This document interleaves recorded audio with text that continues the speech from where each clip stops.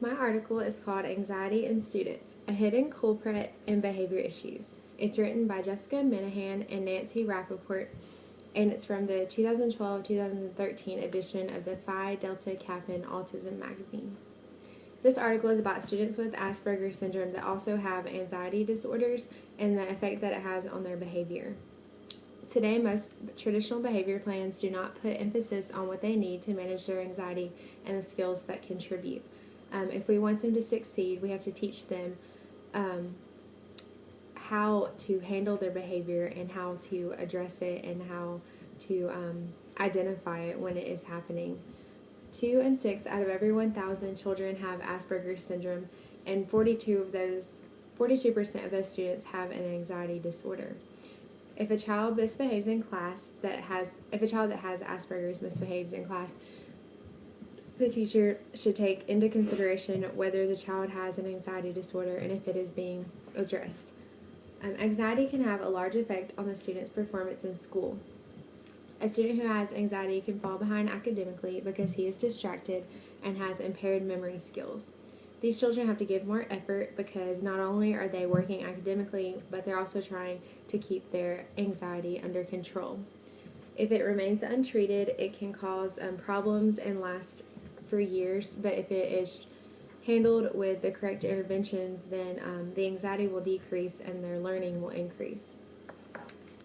Some students show consistent signs of anxiety, such as like flushed cheeks or nervousness, but others and most children, you can't tell that they have an anxiety problem until behavior problems start occurring. It's important for teachers to recognize signs that a student has an anxiety disorder and not just a behavior problem so that they can help them address the anxiety. These are some signs that may be seen in a child with Asperger's. Increased repetitive behavior, increase in special interest, becoming easily explosive, and demonstrating silly behavior. Anxiety is most often misunderstood as a hidden disability.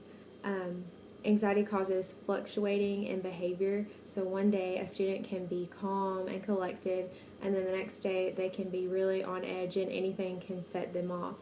And for a teacher who does not know that the student has an anxiety disorder, this can often be confusing and this could be misinterpreted as a behavior problem. So it's important for us to determine whether they have an anxiety disorder and take the steps that we need to help them in that.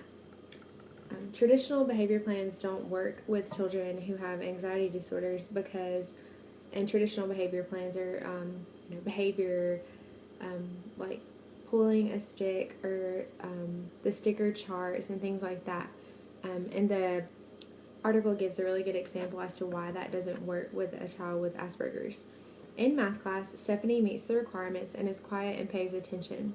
However, in reading, they are asked to get into partners. This makes Stephanie anxious, so she starts to act out, causing her to not meet the behavior requirements, and that causes her to pull a stick.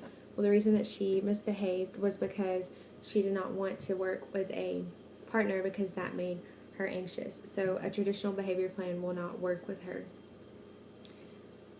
If a student can't behave, it's often because they don't have the skills that are necessary to behave.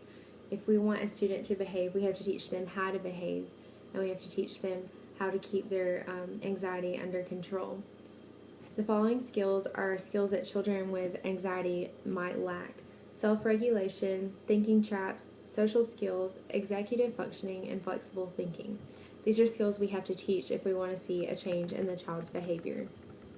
And most behavior plans don't address this, so we can't expect our students to do something we haven't taught them.